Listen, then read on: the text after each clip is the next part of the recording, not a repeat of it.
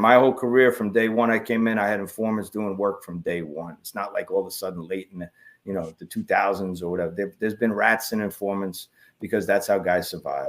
And that's how the agency survives. There's a balance. Look at the Grim Reaper, Gregory Scarpa, right? Yep.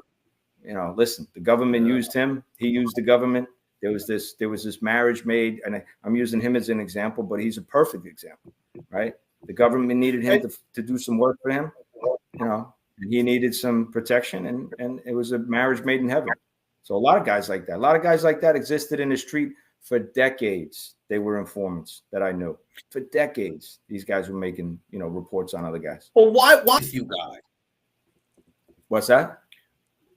Why was that okay? I still, to this day, I don't get why that is okay for the FBI to let a guy go. Nobody gets in trouble. They let a guy go. He does his killing. He does his bookmaking, his loan sharking, all the stuff that they do. And the FBI lets it go. And the public is supposed to turn like, oh, well, that's okay. No, and the FBI looks at themselves like they're now.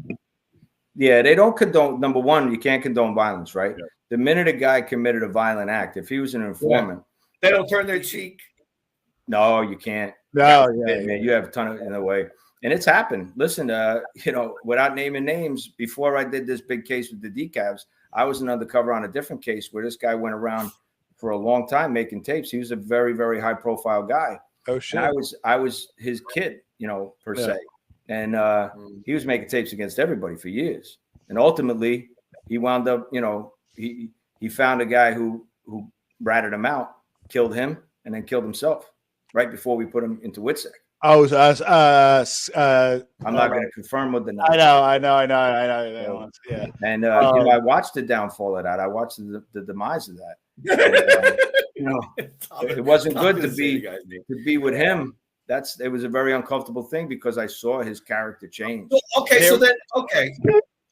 So then how bad is what the mob's doing if they allow a guy to continue to do what he's doing? Meaning, okay, forget the murder part.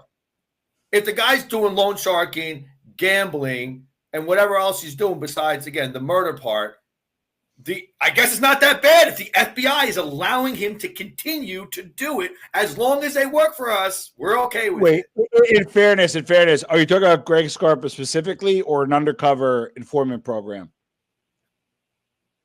All the informants. If you're an informant, you're on the street.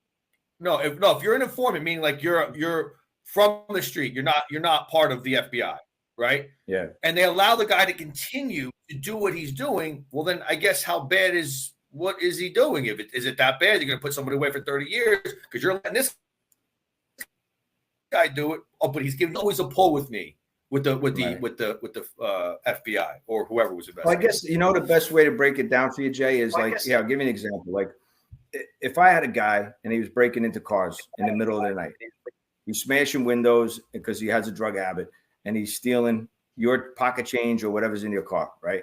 And he's done 20 cars, and we pinched him for auto, theft, breaking and entering, burglary of autos, or whatever.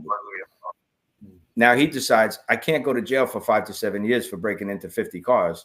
I'll become an informant, right?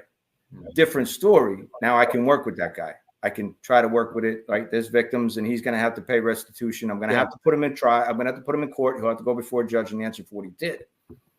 I can ask for leniency on his charges and his prison sentence, but he has to pay back whatever damage he. Now, same guy, if he's down the street corner at 3:00 in the afternoon, robbing my grandmother, hitting her over the head and taking her purse, he's never going to become an informant. That guy's going to prison, right? Once he's inside, now if you want to work off time, you can report. You can give reporting from inside and knock off your time. You can do that. Interesting, right? But we don't look the other way with violence. You create a crime that has the threat or intimidation or the act of violence. You're going to answer for your actions. So we know about. I think it was Connor or O'Connell from Whitey Bulger case. Yeah. And again, I told this would be a little different. This one, I don't want to put it in the spot, but the Linda Vecchio case, and I don't want to knock another Italian American, but with they kind of messed up that case. What were kind of the guys that were still in law enforcement when that case was happening. What were your kind of thoughts back then, and what are your thoughts now on the Linda Vecchio deal?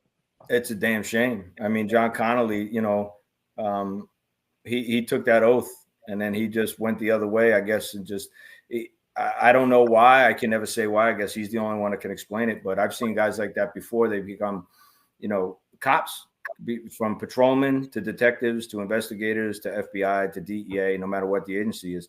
Yeah. I've seen guys fall in love with their informants, fall in love with the guys that they're handling, and start to be like, you know what, this is a career builder for me. So if Giovanni Rocco is their informant, they're going to do everything they can to protect me. I mean, everything they can. That's the golden goose. Yeah, because it's about my career and my future. I've seen that from so many different. I think every agency I ever worked for has somebody like that inside of it. Now, listen, we all have a right to our careers, right? We all have a right to our trajectory. And listen, if I can win the piggyback off of a big mob case, hey, God bless, right? But where I kind of have a challenge is, and this was kind of growing up, was I kind of felt there was overzealous prosecution at times, and these guys were willing to put people away for like